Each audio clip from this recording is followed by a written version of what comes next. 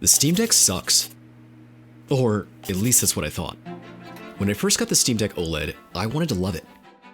I expected it to instantly become my go-to device, the perfect blend of power and portability. I imagined myself sinking hours into RPGs from the comfort of my bed, reliving that feeling of gaming freedom I had with the PSP or the 3DS, or dare I say it, the Vita. But it didn't quite happen that way. At least not at first. Everyone else loved it, and admittedly, I did too. But after that initial dopamine rush wore off, it just felt like another device. Something that I only picked up when I wanted to stare at my modest Steam library. However, something shifted not too long ago. And now, I think I get it.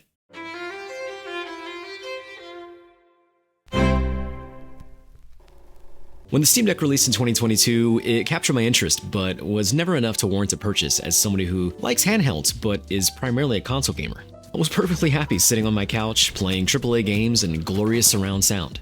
But when Valve announced that they'd be re-releasing the Steam Deck, this time with an OLED display and some improvements under the hood, I decided to take a second, closer look at the handheld and was finally convinced that maybe it was time to take the plunge into handheld gaming PCs.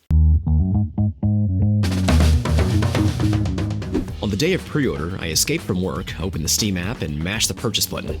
I opted for the 1TB model with the anti-glare display, and several $100s later, I was an early adopter. I waited a couple of weeks, anxiously watching every UPS driver like a kid on Christmas Eve, convinced that every truck rumble was the sound of destiny pulling into my driveway. And when it finally arrived, I ravenously tore through the packaging like it was Christmas Day. I held it in my hands, admired the weight, the feel, the sheen of the screen. It had that new console smell, somewhere between factory plastic and destiny fulfilled. Booting it up for the first time was magical. I tapped through the menus, getting a lay of the land, installed a few games, and then spent several hours testing them to see which ones ran well and, well, which ones didn't. Over the next few weeks, I used it here and there. A bit of Cuphead in bed, a few rounds of Balatro on the couch. It was good. Great even. But something wasn't clicking.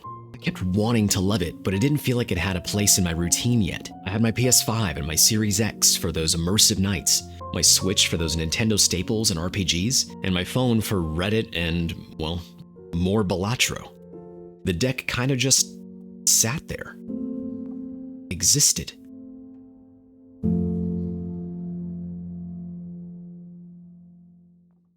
So, what changed? For starters, I stopped treating the Steam Deck like just another handheld and started seeing it for what it really is. A playground.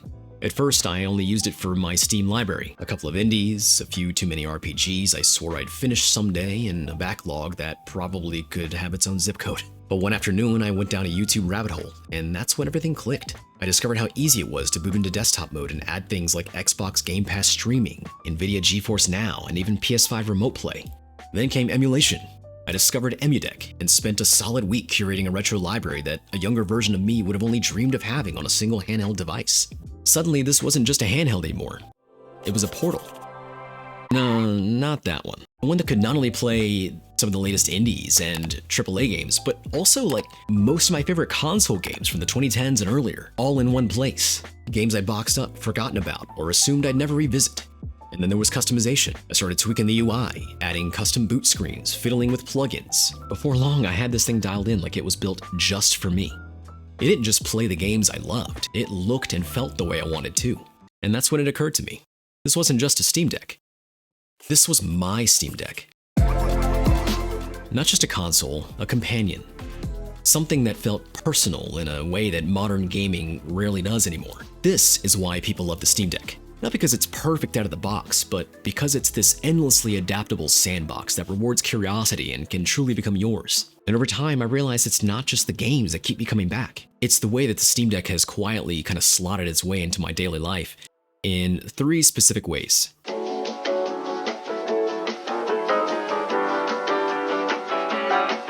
It's not locked into one ecosystem or one platform. I can pick up where I left off in Cyberpunk 2077 on PS5 thanks to its cloud saves. I can stream Expedition 33 via Xbox Game Pass, or chill with some classic Zelda emulators, all on the same device. It flexes to fit whatever mood I'm in for, and that's rare.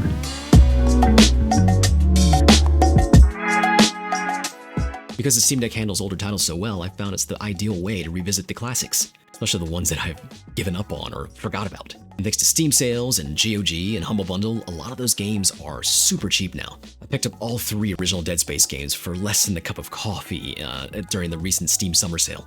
And honestly, it plays better on the deck than I remember it performing on my old, dusty Xbox 360. And that's been a reoccurring surprise. Not only do these games hold up, but in many cases, run better than they did when they launched.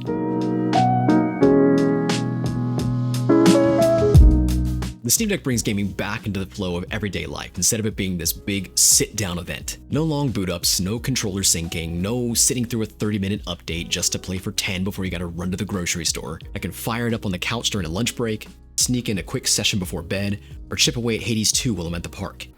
You can even multitask with it. It strips away the friction that makes gaming sometimes feel like a commitment. And in a time where so many games and platforms demand your full attention, the Steam Deck just feels easy, just low effort, high payoff. I don't have to block out a whole evening, I don't have to hook anything up. I can just play. Anywhere, anytime.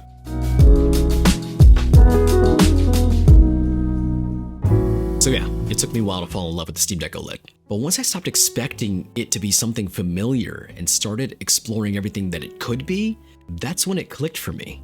For someone who bounced off the deck early on, maybe you bought one and then you sold it because you're just like, this thing, what does it do different? Or maybe you just didn't get the hype. I totally get it. But if you decide to give it a second chance, try digging a little deeper. Treat it less like a finished product and more like a creative toolkit, and you may find that it'll click for you like it did for me. And that's not to say that every handheld has to be a creative toolkit, right? There's a lot of value in something like the Switch or Switch 2 where I can just pick it up and go, no tinkering necessary. But sometimes the best tech isn't the one that does everything right out of the box.